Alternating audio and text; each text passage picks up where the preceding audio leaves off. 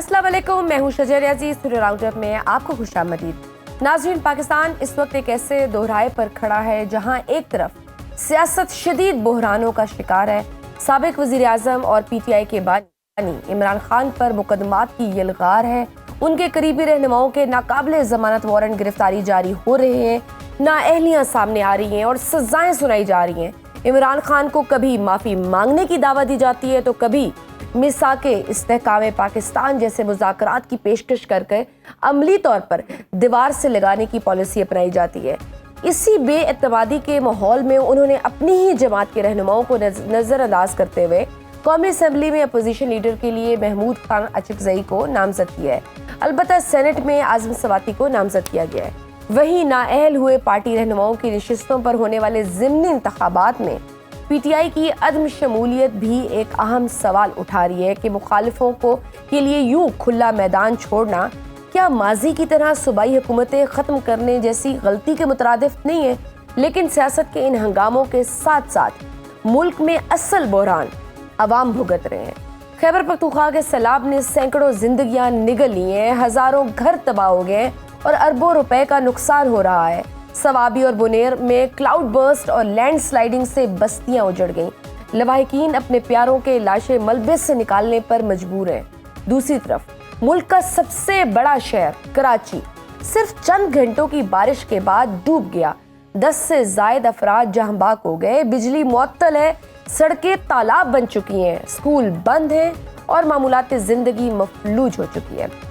सिंध पर दिहाइयों से हुकूमत करने वाली पीपल्स पार्टी के तमाम वादे और तरक्याती दावे सिर्फ चंद घंटे की बारिश ने बेनकाब कर दिए। इन संगीन हालात में अवाम ये सवाल करने में हक बन जानिब है कि उनके हुक्मरान कहाँ हैं। वहीं पंजाब में दरियाए रावी में निचले दर्जे का सैलाब और अलर्ट जारी किया गया है, मगर हकीकत यह है कि वज़रा और हुक्मरान अवाम के दुख दर्द में शरीक होने के बजाय बैरून मुल्क मसरूफ है। वज़ीर आला पंजाब मरियम नवाज 16 करोड़ रुपए के भारी अखराजात के साथ एक दर्जनों अफराद पर मुश्तमिल वफ्द लेकर जापान के सरकारी दौरे पर है, जहां सरमायाकारी और मंसूबों की बातें तो हो रही हैं, मगर अवाम का सवाल यह है कि जब उनके सूबे के अवाम महंगाई और बेरोजगारी की चिकचक्की में फंस रहे हैं तो ये शाहाना अखराजात किस मकसद के लिए हैं। पाकिस्तान की सियासत का अलमिया ये है कि हुक्मरान अपने सूबों और शहरों की तबाही को कुदरती आफत करार देकर जिम्मेदारी से बच निकलते हैं, मगर मुखालिफ सूबों में होने वाली तबाही को सियासी पॉइंट स्कोरिंग के लिए इस्तेमाल करते हैं। अवाम चाहे डूब जाएं या बेघर हो जाएं, सियासी जमातों को उनकी फिक्र नहीं। एक दूसरे पर इल्ज़ाम तराशी, तंज और सियासी चालबाजियों से आगे उनका कोई एजेंडा नहीं। यूं लगता है कि इस मुल्क में अवाम की जिंदगी, मुश्किलात और मसाइल महज सियासी बयानियों का ईंधन बनकर रह गए हैं। इस सब पर बात करने के लिए हमारे साथ मौजूद हैं सीनियर तज्ज़ियाकार इरशाद भट्टी साहब। भट्टी साहब, आपको वेलकम करते हैं राउंड अप में। भट्टी साहब, इमरान खान के जमानत के केसेस की समाअत थी कल। चीफ जस्टिस कुछ डॉक्यूमेंट्स पर कर नहीं आए। आज प्रोसिक्यूटर की तबीयत खराब हो गई। समाअत चौथी बार मुलतवी हो चुकी है। अडियाला जेल समातें भी तातुल का शिकार है। गुज़श्ता बरस अक्टूबर से वकला की मुलाकात भी बंद है। इन रिपीटेड डिलेज की क्या वजह है? बड़ा खूबसूरत सवाल है और बहुत ही उम्दा सवाल है और बड़ा ही लाजवाब सवाल है और बड़ा ही बेमिसाल सवाल है और बड़ा ही बाकमाल सवाल है और बड़ा ही अच्छा सवाल है और बड़ा ही उम्दा सवाल है। पहली बात तो ये है कि 26वीं आईनी तरमीम के बाद 26वीं आईनी तरमीम क्यों आई थी आपको पता है? इसलिए आई थी कि जस्टिस मंसूर अली शाह को चीफ जस्टिस नहीं बनाना। ये मैं नहीं कह रहा, ये मुस्लिम लीगियों ने हमें ऑन द रिकॉर्ड बताया। मुनीब अख्तर और मंसूर अली शाह चीफ जस्टिस ना बन पाए। क्यों ना बन पाए कि किसी निजी महफिल में उनसे ये मनसूब बात ट्रेवल की कि वो इलेक्शन का जो है ना पेंडोरा बक्स खोल देंगे। और दूसरी बात कि ये जो इमरान खान के केस आते हैं, सज़ाएं होती हैं और ऊपर दरख्वास्त आती है और धड़ाधड़ लगती जाती है, धड़ाधड़ सज़ाएं उड़ती जा रही हैं, तो कोई पॉलिसी बनाई जाए। और तीसरी बात कि अदलिया को कंट्रोल करे, अदलिया हुकूमत के अंडर आ जाए, जिस तरह रेलवे है क्या उसको कहते हैं, स्टील मिल है, जिस तरह पोस्ट ऑफिस है। तो 26वीं आईनी तरमीम आ गई।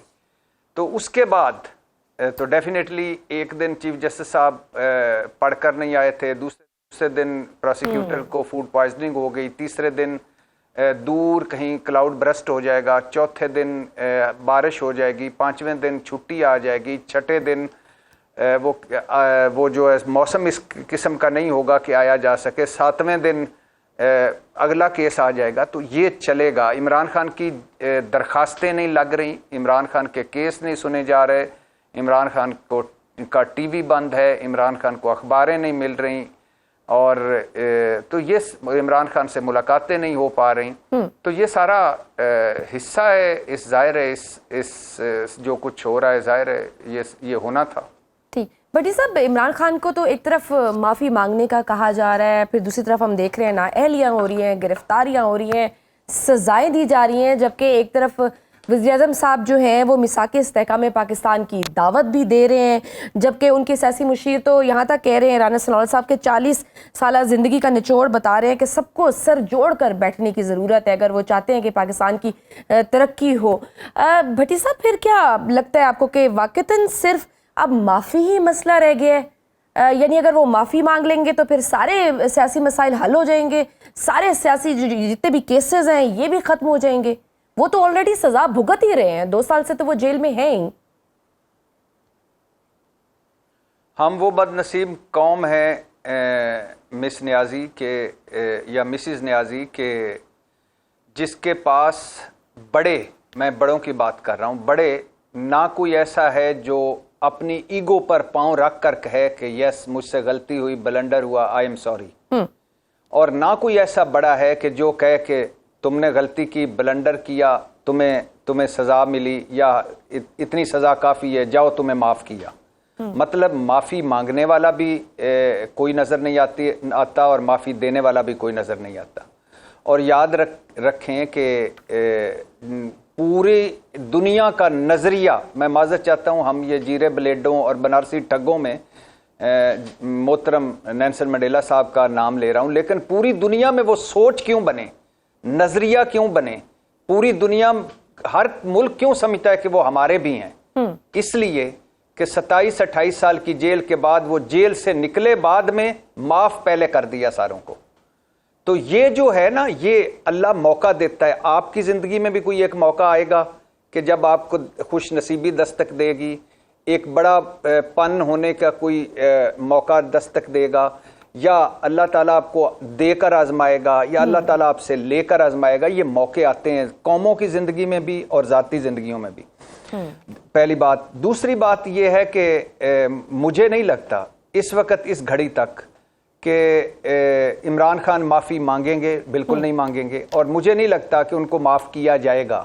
ایسی صورتحال بھی نہیں ہے.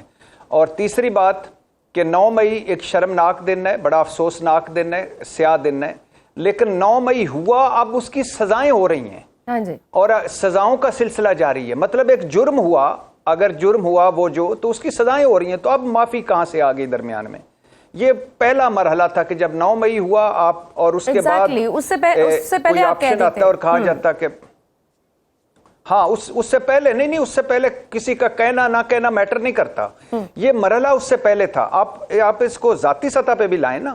میں نے آپ کا کوئی جرم کیا ہے, آپ نے مجھے سزا دے دی, تو اب میں معافی کس طرح مانگوں, کیوں مانگوں؟ سزا ہو گئی. اور یہاں جب میں نے آپ کا کوئی دل دکھایا, جرم کیا, تو اس کے بعد آپ میرے پاس آپشن ہوتے ہیں کہ میں کہتا ہوں کہ آئی ایم سوری, مجھے معاف کر دیں. لیکن جب میں نے سزا بھگت لی یا سزا ہو گئی, تو پھر کیا, تو یہ مرحلہ بھی گزر گیا. لیکن اس سے بڑا ہے مس نیازی, اس سے بڑا, یا مسز نیازی, اس سے بڑا ہے ایک کہ ہم بحیثیت قوم ہمیں معافی مانگنی پڑے گی اللہ تعالیٰ سے, جو اللہ تعالیٰ ہم سے ناراض ہے. بحیثیت سارے سیاستدانوں کو معافیاں مانگنی پڑیں گی 78 سال کی غلطیوں کی کہ ملک توڑوا کر بیٹھ گئے. ہم بیوروکریسی, صحافت, اسٹیبلشمنٹ, سب کو اپنے اپنے کردار پر پچھلے 78 سالوں میں معافیاں مانگنی پڑیں گی. اور کچھ معافیاں آصف علی زرداری صاحب کو بھی مانگنی پڑیں گی, کچھ معافیاں نواز شریف صاحب کو بھی مانگنی پڑیں گی, کچھ معافیاں شہباز شریف صاحب کو بھی مانگنی پڑیں گی, کچھ معافیاں عمران خان صاحب کو بھی مانگنی پڑیں گی, کچھ معافیاں ہمیں بھی مانگنی پڑیں گی, اور کچھ معافیاں ان کو بھی مانگنی پڑیں گی جو جاپان جا کر بھی ریونج سے نہیں نکلے. یعنی انتقام ٹھنڈا نہیں ہوا. آپ ایک اور وہ عمران خان کا ایک چلاتے ہوتے تھے نا ساٹ کہ وہ امریکہ میں کھڑا ہو کر کہہ رہا ہے کہ میں اے سی اتروا دوں گا, میں فلانا کر دوں گا, وہ آج تک مثالیں دیتے ہیں. آپ جاپان میں ہیں, مریم نواز صاحبہ جاپان میں ہیں, لیکن وہ ذکر کرنا نہیں بھولی, ریپرزینٹ کر رہی ہیں پاکستان کو. تو وہاں پاکستانی کمیونٹی ان کے سامنے بیٹھی ہے, پاکستانی کمیونٹی. وہاں مریم نواز بھی پاکستان تھی اور وہ پاکستانی لوگ بھی پاکستان تھے. وہاں کوئی نواز شریف یا عمران خان نہیں تھا, وہاں کوئی مسلم لیگ یا پی ٹی آئی نہیں تھی. وہاں پاکستان کی بات ہونی چاہیے تھی, اپنی ترقی کی بات ہونی چاہیے تھی, اب ایک دوسرے کو جوڑنے کی بات ہونی چاہیے تھی. وہاں بھی اگر ریونج ہے تو آپ اندازہ کریں, اور ریونج دو لوگوں میں ہوتا ہے, ایک جو بڑا نہیں ہوتا, چھوٹا رہ جاتا ہے, اور دوسرا ریونج جس میں ہوتا ہے وہ کبھی وہ اپنے آپ کو کھاتا رہتا ہے. ایک وقت آتا ہے کہ یہی ریونج اسے لے کر ڈوب جاتا ہے. یہ ریونج جو ہوتا ہے, جب تک آپ معاف کرنا نہیں سیکھیں گے, جب تک آپ بھلانا نہیں سیکھیں گے, آگے بڑھنا نہیں سیکھیں گے, آپ اسی دائروں میں سفر کرتے رہیں گے. تو بھٹی صاحب پھر ساتھ میں جس طرح سے میثاق استحکام پاکستان کی بھی پھر بات جب وزیر اعظم صاحب کرتے ہیں, اور ساتھ میں رانا ثناءاللہ صاحب بھی بار بار حکومت کی جانب سے مذاکرات کی بھی پھر آفر کرتے ہیں, پھر ان سب باتوں کا کیا مطلب ہے؟ یہ مطلب اس کو پھر سنجیدہ نہیں لیا جائے؟ آپ کی مہربانی کہ آپ نے پہلی دفعہ سوال میں کم از کم یہ کہا کہ سنجیدہ نہیں لیا جائے. بالکل نہ لیا جائے. 78 سالوں میں انہوں نے جو ہمارا بیڑا غرق ہو گیا, بالکل نہ لیا جائے. 35 سالوں میں جو پیپلز پارٹی اور مسلم لیگ نون نے کیا ہمارے ساتھ, بالکل سنجیدہ نہ لیا جائے. اور جو ان کے ایکشنز ہیں جو کرتے ہیں, قرآن میں اللہ کہتا ہے کہ وہ مت کرو, مفہوم بتا رہا ہوں کہ وہ مت کہو جو تم کرتے نہیں, یا وہ مت کرو جو تم کہتے نہیں. ہم یہ پوری زندگیوں میں ہوتا ہے کہ آپ کہتے کچھ اور ہیں, کرتے کچھ اور ہیں. بھائی شہباز شریف صاحب کے پاس ہے کیا میثاق کے لیے؟ کس چیز کا میثاق, کہ کس چیز کا میثاق آپ کرنا چاہتے ہیں؟ آپ کہتے ہیں عمران خان فتنہ ہے, عمران خان دہشت گرد ہے, وہ 9 مئی کا مجرم ہے, وہ اس ملک کی ترقی اور خوشحالی کے خلاف ہے. تو اب آپ آ گئے نا محب وطن اقتدار میں, آپ پیپلز پارٹی محب وطن ہے, آپ محب وطن ہے, تو اب آپ ملک فوکس کریں گورننس پرفارمنس پہ. یہ جو کمپنی کی مشہوری کے لیے اپنے قد سے اور اپنی استطاعت اور بساط اور اوقات اور حیثیت سے زیادہ باتیں بڑی کرنے سے مذاق اڑتا ہے. اس سے آپ فوکس کریں, چھوڑ دیں کہ آپ فارم 45 کے ہیں, فارم 47 کے ہیں, چھوڑ دیں کہ آپ کی سیٹیں کتنی ہیں, چھوڑ دیں کہ آپ وزیر اعظم کیسے بنے ہیں, چھوڑ دیں کہ باقی جو کچھ ہوا. اب آپ اس کرسی پر بیٹھے ہوئے ہیں تو گورننس پہ توجہ دیں, پرفارمنس پہ توجہ دیں. چھوڑیں یہ جو ہر چوتھے دن ایک شرلی چھوڑ دیتے ہیں جس کا کوئی نہ سر ہوتا ہے, نہ پاؤں ہوتا ہے, نہ کچھ ہونا ہوتا ہے, نہ ان کو پتا ہوتا ہے کہ میں کیا کہہ رہا ہوں. یہ 2-4 لفظ رٹے ہوئے ہیں, وہ رٹے رٹائے لفظ چھوڑی جا رہے ہیں. چھوڑی میثاق پاکستان تو میثاق جمہوریت تو میثاق آئین. اور بھائی کیڑی جمہوریت, کیڑا پاکستان تڑوا دیا 24-25 سالوں بعد پاکستان. اور باقی کا جو حال ہے ہمارے سامنے ہے, اور آپ لوگوں کی وجہ سے میں بار بار ایک لفظ کہتا ہوں, یہ بار بار دستک دے رہا ہوں لوگوں کے ذہن پر, کہ ہمارے مسائل تب تک حل نہیں ہوں گے جب تک یہ دونوں پارٹیاں یا یہ جو موجودہ سیاسی لیڈرشپ ہے یہ موجود ہوگی. یہ اصل ہمارے مسائل ہیں, پہلے انہیں حل کرنا ہوگا. یہ ریٹائر ہوں گے, کوئی نئے لوگ آئیں گے, لیکن بھٹی صاحب کیسے ہوں گے؟ یہاں تو پھر نظام کو طوالت دینے کی باتیں کی جا رہی ہیں, ترامیم لانے کی باتیں کی جا رہی ہیں, 10 سالہ منصوبہ اور اس سیٹ اپ کی بھی بات کی جا رہی ہے. آپ پھر اس 10 سالہ منصوبے اور سیٹ اپ میں ان کو دیکھ رہے ہیں کہیں؟ آپ نے پورے ملک کا جو حال ہے وہ دیکھ نہیں لیا. خیبر پختونخوا میں کیا ہو رہا ہے؟ بجلیاں گر رہی ہیں, بادل کلاؤڈ برسٹ ہو رہے ہیں, بارشیں ہو رہی ہیں, سیلابی ریلے آ رہے ہیں, اور لوگوں کو مطلب اور ان کے سامان کو ان کے گھروں کو بہا کر لے جا رہے ہیں. آپ بلوچستان کا حال دیکھ لیں, دہشت گردی اور بارود کے ڈھیر پر. آپ کراچی میں دیکھ لیں, اور کراچی کو تو ضرور دیکھیں. آپ کو پتہ ہے کہ اس رواں مالی سال میں سندھ کا کیا بجٹ ہے؟ 3056 ارب روپے. 3056 ارب روپے. یہ صرف میں بجٹ کی بات کر رہا ہوں. اور 18واں سال ہے مسلسل پیپلز پارٹی کو سندھ پر. اور خیر سے 18ویں سال کے بعد بچہ بالغ ہو جاتا ہے اور وہ شناختی کارڈ بنا لیتا ہے. اور 18ویں ترمیم کے بعد جو سندھ ہے وہ مکمل ایک ملک ہے, اور مراد علی شاہ اس کے سربراہ ہیں. اور 960 ارب ترقیاتی فنڈ ہے، اور زمین سے تعلیم تک، میں ایک سوشل میڈیا پہ ویڈیو دیکھ رہا تھا، اس میں وہ بتا رہا تھا کہ زمین سے تعلیم تک جو ہے وزارتیں، وہ وزارت اعلیٰ کے علاوہ مراد علی شاہ کے پاس ہیں۔ اب مجھے صرف ایک سوال کا آپ سے جواب چاہیے۔ 3056 ارب روپے بجٹ، 960 ارب کا ترقیاتی بجٹ، 18واں سال حکومت میں، وزیر اعلیٰ اپنا، میئر اپنا، صدر اپنا، مطلب حکومت اپنی، اور کیا ہمارے مطلب پیسہ بھی، تو پھر سر وہ پیسہ پھر جا رہا ہے جیب میں، اور کیونکہ کرپشن اور انکمپیٹنس تو پھر پیک اور پہ ہے۔ ہماری قسمتوں میں مس نیازی، ہماری قسمتوں میں پھر یہ کیوں ہے کہ prince charming under training, Zardari صاحب کے کہتے ہیں جب بارش آتا ہے تو پانی آتا ہے، جب زیادہ پانی بارش آتا ہے تو زیادہ پانی آتا ہے، اور جب زیادہ پانی آتا ہے تو پانی گھروں میں گھس جاتا ہے، لوگ ڈوب جاتا ہے، اور نعرہ لگتا ہے جی یہ بھٹو۔ ہماری قسمتوں میں یہ کیوں؟ وہ پتہ ہے آپ کو، ایک وہ وزیر سندھ کا کہہ رہا تھا پچھلے سیلاب میں کہ مجھے وینس کا لگ رہا ہے ماحول، اور ایک کہہ رہا تھا کہ اپنے یہ آپ کے گناہوں کی سزا ہے، ہمارے گناہ۔ تو ابھی بھی وہ ایک وزیر صاحب یہی کہہ رہے ہیں کہ میں سپر مین تھوڑی ہوں جو میں جا کے یہ روک لوں، ابھی بھی وہ یہی کہہ رہے ہیں۔ 10 لوگ مر گئے، 70% کے قریب علاقوں میں بجلی نہیں ہے، انکمپیٹنسی اور کرپشن ایٹ پیک ہے۔ پھر بھٹی صاحب حکومتوں کے احتساب کا کوئی پیمانہ کیوں نہیں ہے؟ عوام جائے تو کہاں جائے؟ عوام نے 8 فروری 2024 کو جو وہ کرنا چاہتی تھی کر لیا ہے۔ جب آپ جعلی نظام بنائیں گے، جب یہ اکاؤنٹیبل نہیں ہوں گے، جب ان کو پتہ ہوگا کہ بھائی جان شناختی کارڈ اکٹھے کریں گے اور جیت جائیں گے، بھائی جان ووٹ خریدیں گے اور جیت جائیں گے، بھائی جان کسی کی اور صندوقچی اپنی صندوقچی سے بدل لیں گے اور جیت جائیں گے، تو پھر کون سا احتساب؟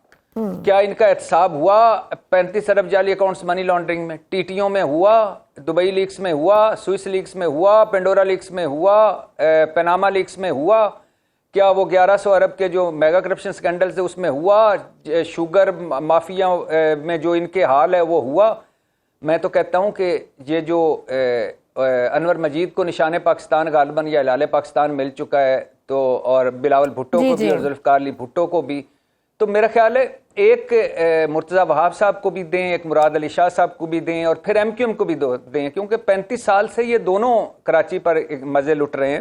ٹھیک، اور یقین کریں کراچی پتہ کیا تھا مس نیازی؟ کراچی تھا عروس البلاد، روشنیوں کا شہر، عربی شہزادوں کی سیرگاہ، ملکہ الزبتھ آئی تھیں اور وہ کراچی کی تعریفیں کرتی تھیں۔ بھٹی صاحب جس طرح کا سیاسی ماحول اور ایوان کے حالات بن رہے ہیں، اب لگ یہ رہا ہے کہ یہ سیٹ اپ واقعتاً کچھ لمبا پلان کر چکے ہیں، کیونکہ سہیل وائز صاحب کے کالم میں بھی یہ تذکرہ تھا کہ فیلڈ مارشل نے وزیر اعظم اور صدر زرداری سے متعلق افواہوں کی بھی تردید کی ہے۔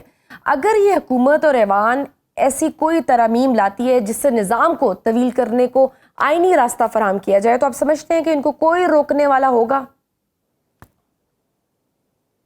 نہیں تو اب کیا کون سی چیز رکاوٹ ہے نظام کو طوالت سے روکنے کے لیے؟ بتائیں آپ مجھے، کیا چیز روک رہی ہے کہ نظام طویل نہ ہو؟ کوئی ایک چیز بتا دیں۔ تو اب تو سر آئینی روٹ سے اب تو کچھ بھی نہیں، آئیڈیل ہے یہ تو 5 سال کا ٹینیور ہے، 5 سال کا ٹینیور پورا کر کے obviously الیکشن میں جائیں گے، آپ کچھ آئینی تبدیلی لے کر آ رہے ہیں؟ نہیں، میرا مطلب ہے کہ کوئی مجھے ایک چیز بتائے نا کہ جس کا کوئی خطرہ ہو اس نظام کو۔ میں صرف ایک چیز پوچھنا چاہتا ہوں۔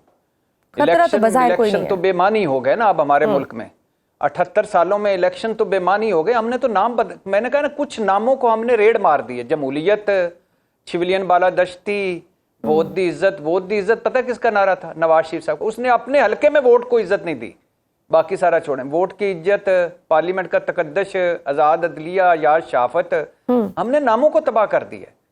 مجھے بتائیں نا کون سا آپ کوئی 27ویں آئینی ترمیم آ جاتی ہے تو پھر کیا ہوگا، نہیں آتی تو پھر کیا ہوگا؟ کوئی بتائیں کوئی خطرہ، یا آپ مجھے بتائیں کہ کوئی عمران خان کے پاس اتنی اسمبلی میں پاور ہے کہ شہباز شریف کو عدم اعتماد سے ہٹا سکیں، یا عمران خان کی کال پہ اتنے لوگ نکل رہے ہیں کہ حکومت کو خطرہ ہو، یا بیرونی دباؤ اتنا پڑ رہا ہو کہ کوئی حکومت کو خطرہ ہو؟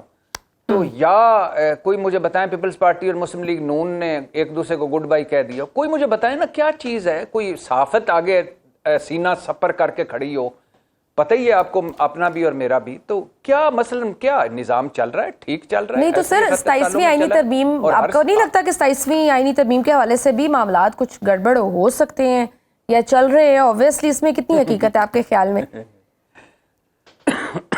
آپ مجھے یہ بتائیں, پھر ایک سوال ہے آپ سے کہ کیا معاملات گڑبڑ ہو سکتے ہیں؟ جب 26ویں آئینی ترمیم ہوئی پارٹی اوبویسلی رکاوٹ بنے گی, ان کے لیے مسئلہ ہوگا.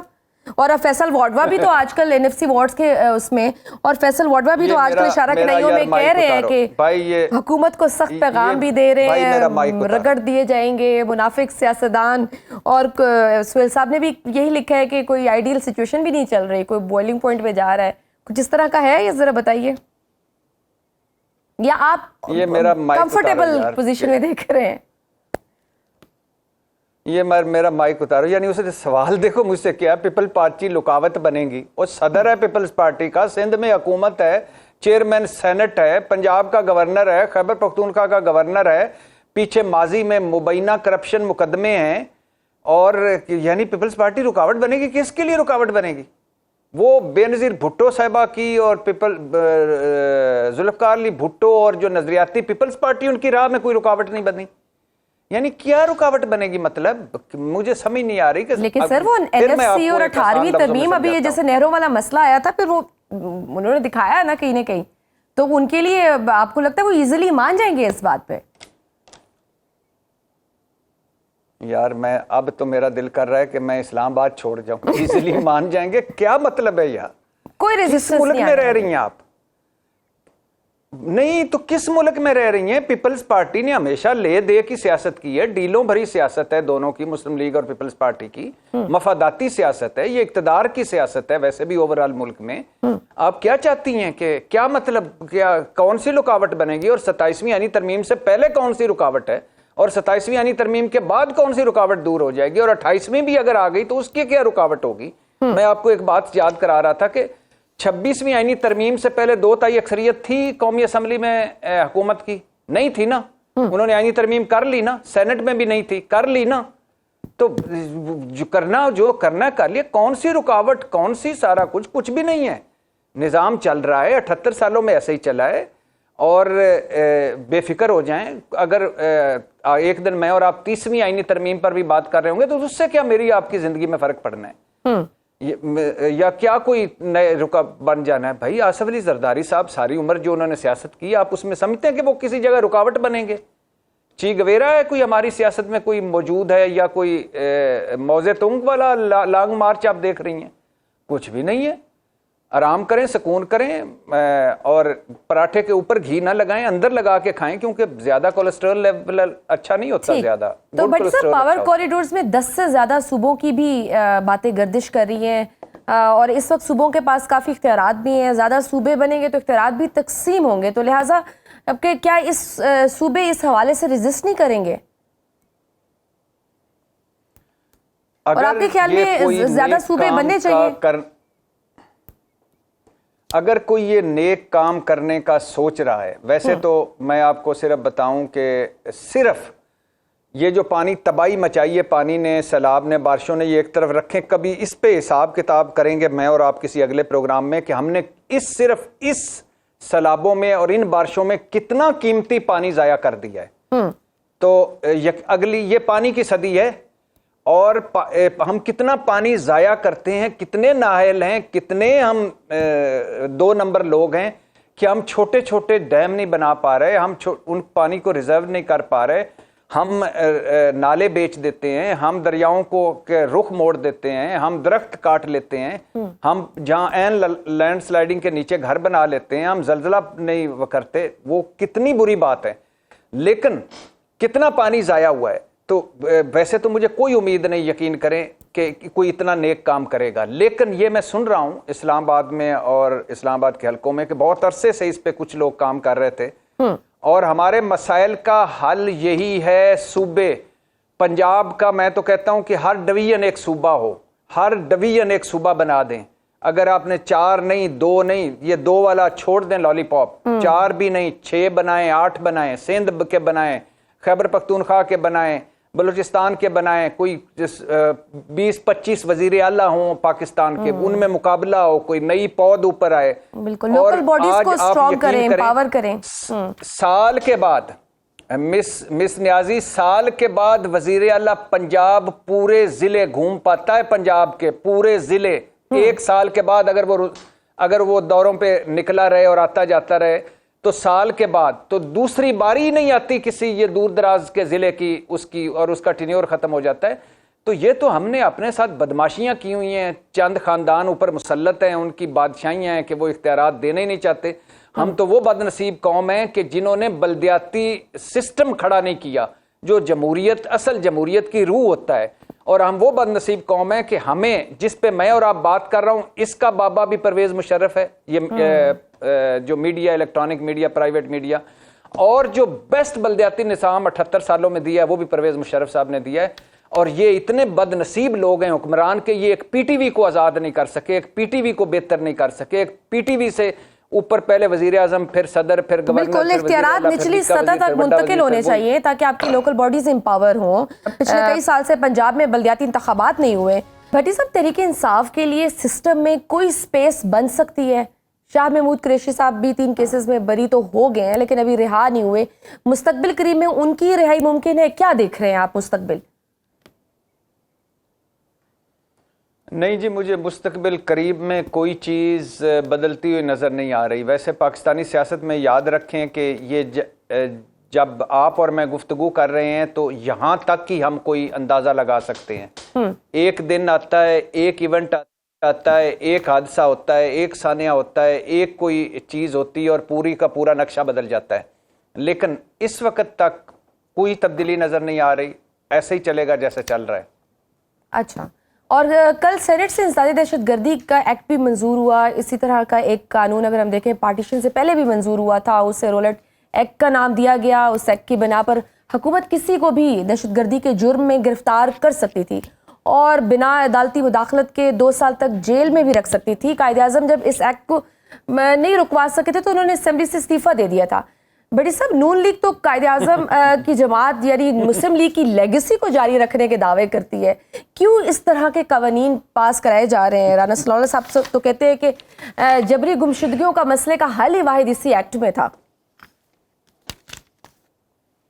اب یہ ضیاء الحق صاحب کی جو پیداوار ہیں ان کو آپ قائد اعظم کی لیگیسی کا وارث کہہ رہی ہیں, جو ایک تاجر فیملی سے اقتدار سیاست میں آئے. جنرل جیلانی کا, گورنر جنرل جیلانی کا ہاتھ پکڑ کے آپ ان کو قائد اعظم کے نام کے ساتھ لگا رہی ہیں, جو جنہوں نے ساری عمر ڈھیلوں بھری سیاست کی, ان کو آپ قائد اعظم کا وارث یا ان کی لیگیسی کا کہہ رہی ہیں. نہ یہ قائد اعظم کا پاکستان ہے. قائد اعظم صرف نوٹوں پر ہیں اور کراچی میں مزار میں ہیں, باقی کہیں بھی نہ قائد اعظم نہیں ہے. نہ یہ قائد اعظم کا پاکستان ہے, نہ یہ وہ پاکستان ہے جس کا خواب علامہ اقبال نے دیکھا تھا, نہ یہ وہ پاکستان ہے جس کے لیے 16 لاکھ لوگوں نے جانوں کی قربانیاں دی اور 70,000 ہماری مائیں, بہنیں, بیٹیاں سکھوں اور ہندوؤں نے اٹھا لی تھیں, اور پتہ نہیں کتنی انہیں عزت بچانے کے لیے کنویں میں چھلانگیں مار دی تھی. یہ وہ والا پاکستان نہیں ہے. یہ آصف علی زرداری صاحب کا پاکستان ہے, یہ ہاؤس آف شریف کا پاکستان ہے, اور یہ موقع پرستوں کا پاکستان ہے, یہ مفاد پرستوں کا پاکستان ہے, یہ شوگر مافیا کا پاکستان ہے, یہ ٹیٹیوں والوں کا پاکستان ہے. وہ تو ویسے بٹی صاحب ہم نے 14 اگست میں دیکھ بھی لیا, اشتہارات میں بھی قائد اعظم کی تصویر بھی غائب تھی. اتنے ارریلیونٹ ہو گئے تھے وہ. اب یعنی آپ کیا چاہتے, یعنی حد ہو گئی ہے. پھر پہلے آپ نے سوال کیا کہ یہ وہ لیگیسی کو کنٹینیو رکھنا چاہتے ہیں یا وہ لیگیسی کے دعوے دار ہیں, پھر کہتی ہیں قائد اعظم کی تصویر. اگر قائد اعظم کی تصویر ہوتی بھی تو ہم نے قائد اعظم صاحب نے کیا کر لینا تھا, اور قائد اعظم صاحب کی تصویر کیوں ہو. اب نواز شریف صاحب بڑے ہو گئے ہیں, اب وہ یہ سارے بڑے ہو گئے, نوٹوں پہ ان کی تصویریں ہونی چاہیے, چاروں کونوں پہ. ایک طرف صدر مملکت آصف علی زرداری صاحب, دوسری طرف نواز شریف صاحب, پھر شہباز شریف صاحب, پھر مریم نواز صاحبہ, ساتھ بلاول بھٹو, اور درمیان میں لکھا ہونا چاہیے رزق حلال ہے, عبادت ہے. تو نوٹوں پہ ان کی تصویریں ہونی چاہیے. کیا قائد اعظم صاحب چلے شارٹ بھٹی صاحب ایک لاسٹ کامنٹ دے دیں, کوئی مستقبل دیکھ رہے ہیں پی ٹی آئی کا, کیا مستقبل دیکھ رہے ہیں؟ عمران خان صاحب کی رہائی کے حوالے سے اس بھی ملک میں دیکھیں عمران خان صاحب مستقبل قریب میں تو مجھے رہا ہوتے نظر نہیں آ رہے، لیکن بہرحال ہر گزرتا دن جو ہے وہ گزار رہے ہیں، اور کیا اس کو کہتے ہیں اگلے لمحے کا کوئی پتہ نہیں کیا ہو جائے۔ اور پاکستان تحریک انصاف آج بھی ملک کی سب سے بڑی سیاسی جماعت ہے۔ عمران خان ملک کے سب سے مقبول ترین سیاستدان ہیں، اوپر عمران خان ہیں، نیچے لوگ ہیں، درمیان میں ان کی پارٹی مسنگ ہے۔ لیکن ایشو یہ ہے کہ عمران خان ایشو یہ ہے مقبولیت تو ہے لیکن قبولیت نہیں ہے۔ بہت شکریہ سینئر تجزیہ کار ارشاد بھٹی موجود تھے، گفتگو آپ نے سنی۔ وقت آج کے پروگرام میں بس اتنا ہی، اجازت دیجیے، اللہ حافظ۔